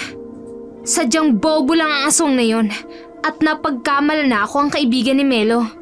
Siyempre, ayokong mamatay. At sabihin na ako si Gabi. Hindi ako tanga katulad mo. Aswang si Melo. Alamin mo sa sarili mo. Tsaka ayaw mo ba yun? Makakasama mo na si Mama at Papa. Hindi ka na maghihirap. Tumigil ka na, Gia. Ako naman. Hayaan mo akong mabuhay. Gamit ang iyong pangalan. Isang malakas tampa sa pinto ang nagpapitlag sa akin Kasunod dito ang malakas na tawa. Naikuyom ko na lamang ang aking kamao sa galit. Hindi na ako umimik pa dahil hindi ko alam noong mga oras na yun ang kapasidad ni Gabby, pero ang tanging nakumpirma ko lamang ay ang kanyang pagiging makasarili. Kinabukasan, 4:00 pa lamang nang gumising na ako. Nag-asikaso na ako para pumunta sa bahay ni Aling Myrna. Gusto kong sabihin sa kanya ang totoo dahil nakasisiguro ako na masasagot niya ang tanong ko. Sa kabutihang palad, mahimbing pa rin natutulog si Gabby nang umalis ako. Mabilis akong nakasakay sa tricycle. Pagdating ko sa paradahan, mabuti na nga lang may mga kasabayan akong mga nagtatrabaho rin. Kaya naman nakabiyahe agad ako hanggang sa makarating ako sa bahay ni Aling Myrna. Pagdating ko, naabutan ko siyang nagwawalis na bakuran. Nang makakita ako ng pagkakataon, agad niya akong sinalubong. Ngumiti. Pero nang mapansin ang seryoso kong mukha, nagbago ang kanyang ekspresyon. May problema ba, Iha? Naparito ka? May gusto po akong sabihin sa inyo. Kaso, pwede po bang sa loob na lang natin pag-usapan? Sobrang importante lang po kasi nitong sasabihin ko sa inyo. Ano yun, Iha? Patungkol saan? Patungkol ba ito sa napag-usapan natin kahapon? O may iba pa roon? Patungkol po ito doon, boss. Patungkol po sa kapatid ko. Gusto ko po sanang ikwento sa inyo ang nalaman ko kagabi. Hihingi rin po ako ng tulong sa inyo. Sige, tara sa loob. Mahirap na. Baka may nakasunod sa'yo. Pumasok kami sa loob ng bahay ng boss ko. Naupo ako sa kanilang sofa. Yung bahay niya, tipikal lamang na may kusina, banyo at sala. May mga larawang nakasabit sa pader. Hindi ko talaga akalain na antingera siya dahil wala rin naman sa itsura niya, bukod kasi sa anting-anting na suot niya. Sabihin mo lahat ang gusto mong sabihin. Gusto ko sanang sabihin mo sa akin lahat ng detalye. Yung kapatid ko po kasi, boss, nakita ko siya kagabi. Pinatay niya yung manok ko. Saka pumunta siya sa gubat. Binigay niya sa isang maliit na lalaki. Yung naikwento ko po sa inyo. Kinain niya po yung manok. Ibig sabihin, may koneksyon ng kapatid mo sa lalaki. Tama nga ang panaginip ko. Malapit lamang sa iyo ang kalaban mo. Ang problema po kasi, nagkaroon ako ng duwending kaibigan. Namatay po siya nung binuhusan ng tubig ni Gabby yung bahay nila. Tapos si Gabby, nagkunwari siyang ako. Kaya naman, ang akala ng tatay ni Melo, ako si Gabby, na pumatay sa anak niya. Ako ang gusto niyang pagigantihan, habang ang kapatid ko, nagkukunwari, inaangkin ang pangalan ko. May nasabi ba ang kakambal mo kung anong klaseng nilalang ang lalaki? Si Gabby, alam ba niya na alam mo na ang sikreto niya? Opo, nakita niya ako, saka ang lalaki. At si Melo, aswang sila. Sabi ko na nga ba, mga aswang nga sila. Sila'y mga mangalo. Sila'y mga duwending aswang na madalas ay kumakain ng laman ng hayop. Sumisip-sip sila at umiinom ng dugo ng tao.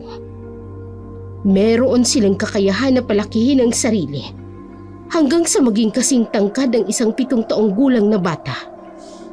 Ang mga mangalo'y masasabi kong pinakatahimik na aswang dahil mas gugustuhin nilang manahimik at maging mapayapa at hindi kagambalain ng mga tao.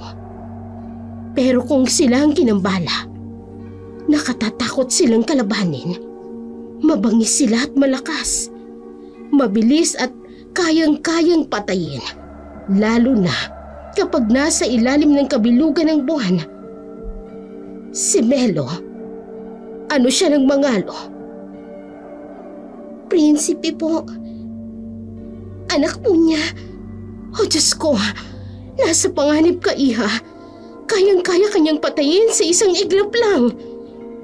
May paraan po ba para matalo siya? Natatakot na po ako, boss. Kakambal ko pa rin po si Gabi. Ayoko siyang mapahamak. May paraan po ba para matalo ang mga alo nang hindi napapahamak ang kapatid ko? Kailangan mong sabihin ang totoo. Hindi ka karapat-dapat na maging kakambal ng Gabi na yon. Handang-handa kanyang patayin. Tapos gusto mo siyang iligtas?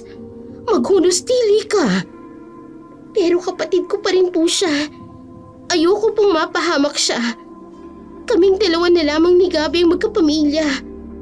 Pero hindi kanya itinuturing na kapamilya. Mag-isip ka naman, Iha. Tingnan mo ang ginawa niya sa'yo. Hindi ikaw ang hinihigantihan ng mangalo kung hindi siya. Kinuha niya ang pagkakakilanlan mo. Boss, pakiusap. Tulungan niyo po ako. Gusto ko pong mailigtas ang sarili ko. Gusto ko rin mailigtas ang kakambal ko. Kahit ganun po ang ugali niya, kakambal ko pa rin po siya. Tutulungan kitang kalabanin ng mga alo. Pero mas makabubuti kung kakalabanin niyo ito pareho. Magtulungan kayo. Kanya na magkapatid. Paano kung hindi siya pumayag? Mas mabuti pang kalimutan mo na lang siya bilang kadugo mo. Mamayang gabi, kabilugan na po ng buwan. Narinig ko. Yun daw ang oras na papatayin ako ng mga alo. Paano ko po siya makakalaban? Ayoko pa pong mamatay, boss. Marami pa po akong pangarap sa buhay. Huwag kang mag-alala. Sasama ako sa'yo. Pupuntahan kita. Kaso, hindi na ako tutuloy sa bahay ninyo. Kailangan mo akong itago.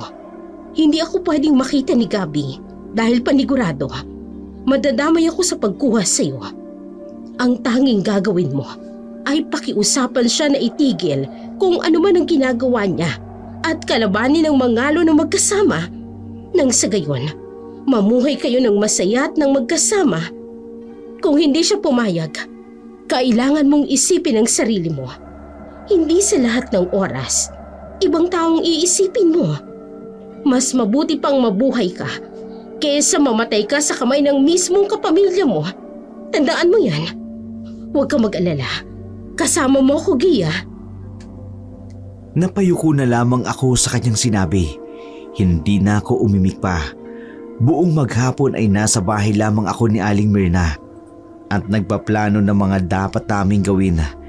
Kailangan ko lang na makuha ang loob ni Gabi. Dahil tanging ang isa't isa na lamang ang pag-asa namin. Inaamin ko na kinakabahan ako dahil hindi biro ang nilalang nakakalabanin namin. Pero tinatagan ko na lamang ang aking loob. Bandang 5:00 ng hapon, magkasama kaming umuwi sa amin. Habang naglalakad kami ni Aling Myrna papunta sa aming bahay, patingin-tingin ako sa araw na unti-unti nang bumababa ang senyales na paggabi na. Lalo akong kinakabahan. Nilingon ko si Aling Myrna. Kalmado lamang ang ekspresyon. Samantalang halos pagpawisan na ako. Pagdating namin sa bahay, ay dumiretso sa bakuran si Aling Myrna. Habang naglalakad naman ako papasok, naabutan ko sa kusina si Gabi. Nagulat pa ako nang makita ang kutsilyo na pinatutulis niya. Saan ka galing? Nagpapatulong ka na ba? Nagtawag ka na ba ng pulis? Alam mo na hindi ka nila paniniwalaan. Kaya sumama ka na lang sa akin, Gia. Huwag ka nang makipagmatigasan pa. Anong bang ginawa ko sa'yo? Para gawin mo sa akin to. Gabi, alam ko sa sarili ko na naging maayos akong kapatid. Alam ko sa sarili ko na nasa tamang katinuan pa ako. Ikaw ba? Matino ka pa ba? Naging mabuting kapatid? Ikaw? Talaga? Ha ha ha! Hindi ka naging mabuting kapatid para sa akin, Gia. Lahat inagaw mo. Naalala mo nung buhay pa sila mama at papa? Sa ating dalawa, ikaw lagi ang pinapaboran. Kahit ako ang panganay. Sa ating dalawa, ikaw lagi ang magaling. Ikaw lagi ang mabait. Habang ako, Ako ang hindi pinapansin. Ako ang masama. Ako ang basagulera. Ako lagi. Ikaw ang anghel ng pamilya. Hindi yun sapat na rason para ipapatay mo ko. Para magpanggap kang ako. Hindi mo ba iniisip ang magiging kalalabasan nito? Tayo na nga lang ang magkapatid. Gusto mo tayo pang magpatayan? Yan ba ang gusto mo? Inagaw mo na nga ang lahat sa akin. Nasa akin naman kasi talaga. Inggit na inggit ako sa'yo. Kasi ikaw ang paborito ng lahat. Pagod na akong maging si Gabi. At gusto ko nang maging ikaw. Hindi ko matanggap sa sarili ko na ikaw na kapatid ko ang magpaparamdam sa akin ng labis na pagkainggit. Kasi ikaw ang mahal ng lahat. Habang ako, hindi, walang ako. Gabi, mahal kita. Kahit lagi mo akong inaaway, mahal kita. Huwag kang nga magbait-baitan dyan. Hindi mo ako mahal. Sinasabi mo lang yan kasi mamamatay ka na. Naaalala mo yung sinabi mo sa akin na baliw ako? Sa ating dalawa, ikaw ang Manahimik baliw. ka! Matagal na ako nagtitimpi sa'yo. Ano, sa tingin mo ba papayag ako na ako ang mamamatay? Hindi! Ikaw ang mamamatay. Mabuti na nga lang, nakita ko ang manggalo. Hinahanap ka niya para tulungan kung sino ang Gabi na nagsira sa tirahan at pumatay sa prinsipe nila. Hindi ako tanga para sabihin na ako si Gabi. Ikaw ang tinuro ko. Eh di, magiging mayaman na ako. Mawawala ka pa sa landas ko. Tsaka yung mga nakikita mo, nararanasan mo, alam ko yun lahat. Yung nagising ka sa sugat ng palad mo, kumuha lang naman ako ng dugo mo para maibigay sa aswang na yun. Gusto kong mamatay ka na. Gabi naman, huwag naman ganito. Magkapatid tayo. Magkakambal tayo. Kaya nga eh, ayoko nang may kakambal, kaya papatayin kita. Pakiusap. Tutulungan kitang kalabanin ng mga alo. Papatayin natin siya. Hindi tayo mapapahamak. Huwag naman ganito. Alam mo naman na magkapatid tayo. Nagtutulungan tayo dapat. Dahan-dahang lumapit si Gabi. Umiling-iling siya habang nakatingin sa akin. Kitang-kita ko ang inggit at galit sa kanyang mga mata. Umatras ako. Pinakiusapan siya na itigil na ang balak niya, pero hinawakan niya ako sa balikat. Kahit kailan, hindi mawawala ang galit, ang inggit, ang pot na pinaramdam niyo sa akin. Kayo yung naging dahilan bakit ako naging ganito.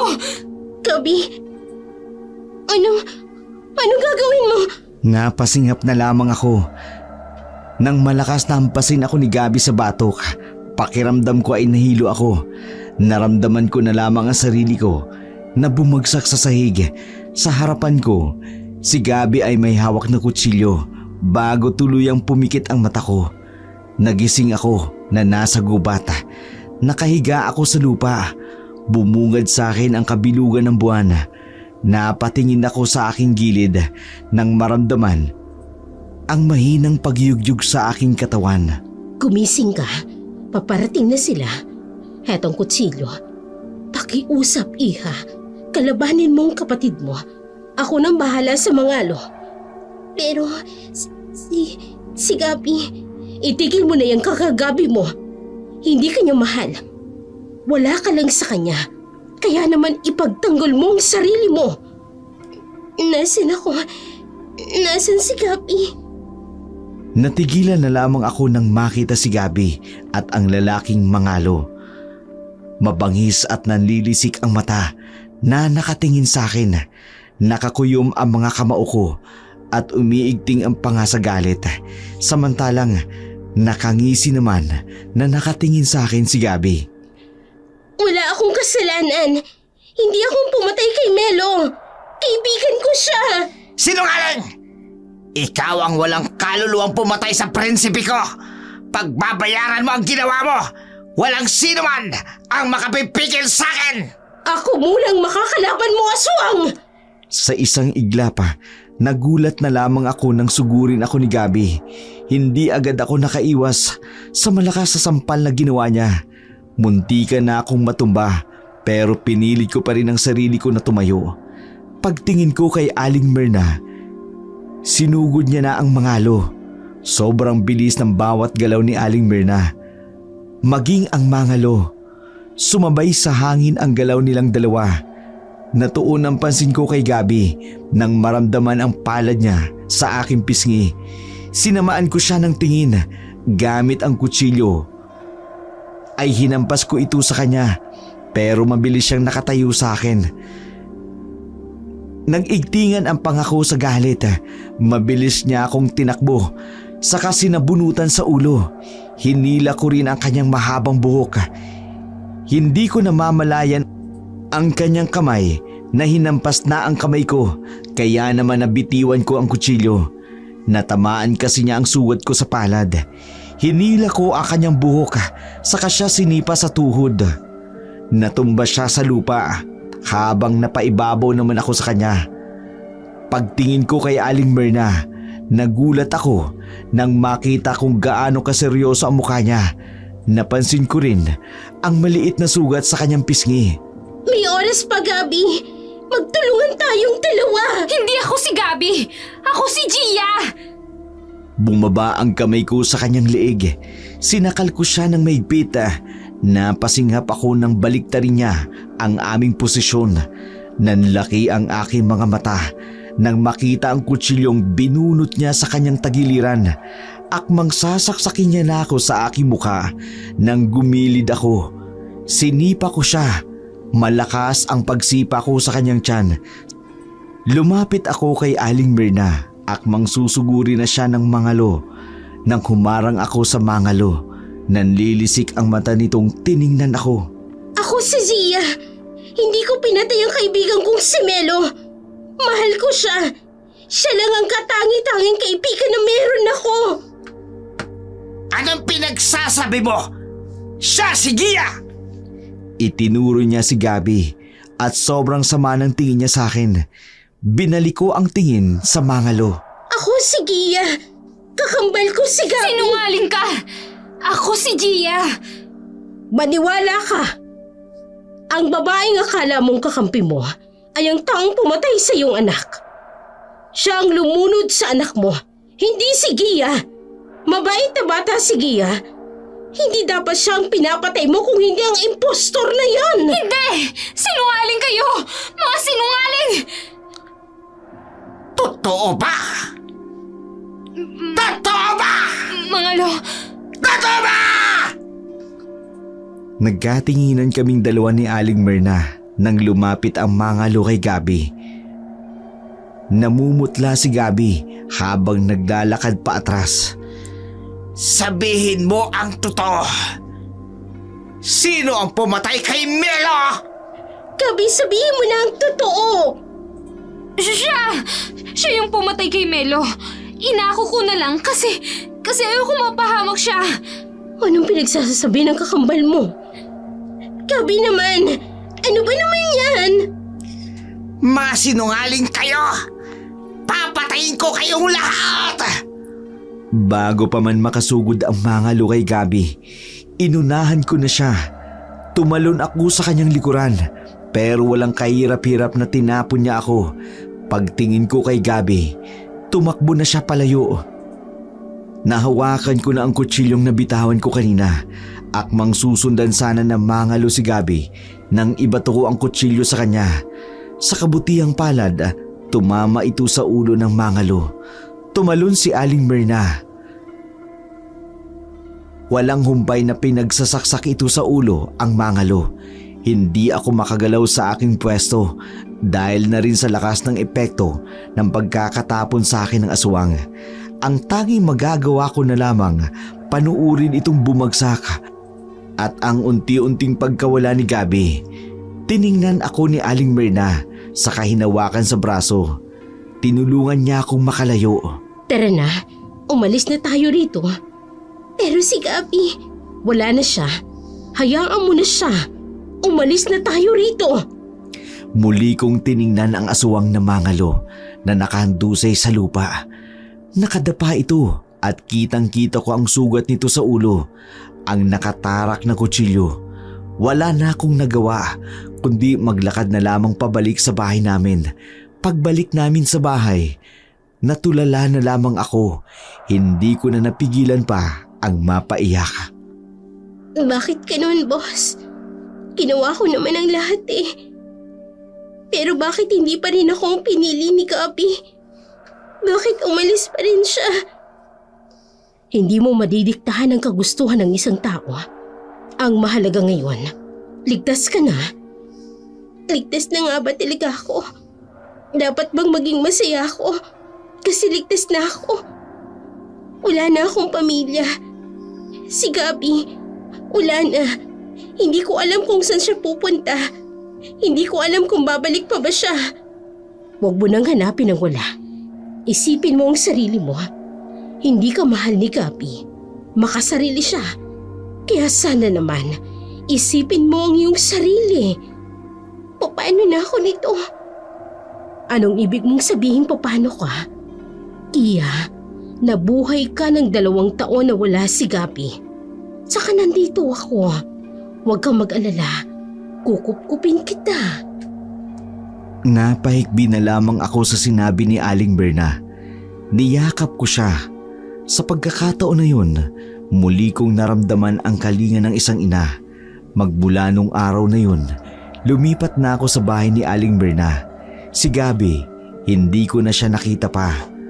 Bumibisita naman ako sa bahay ni Lola. Nagbabaka sakali na uuwi siya, pero wala na akong nakita. Pinagdasal ko na lamang siya. Pati na rin ang mangalo. Hindi ko naman masisisi ang aswang na yun. Alam kong biktima rin siya ng takot. Kaya siya nagkaganon. Kahit isa siyang aswang, may puso rin naman siya. Nang manirahan ako sa bahay ni Aling Berna, pakiramdam ko, kompleto na uli ang buhay ko. Hindi nga nagtagal, tuluyan ko nang tinawag na nanay si Aling Berna. Para sa akin, maayos na ang buhay ko ngayon, pero hinihiling ko pa rin na makita ko't makausap si Gabi. Dahil hanggang ngayon, hindi ko pa rin alam kung nasaan siya, kung buhay pa ba siya o patay na.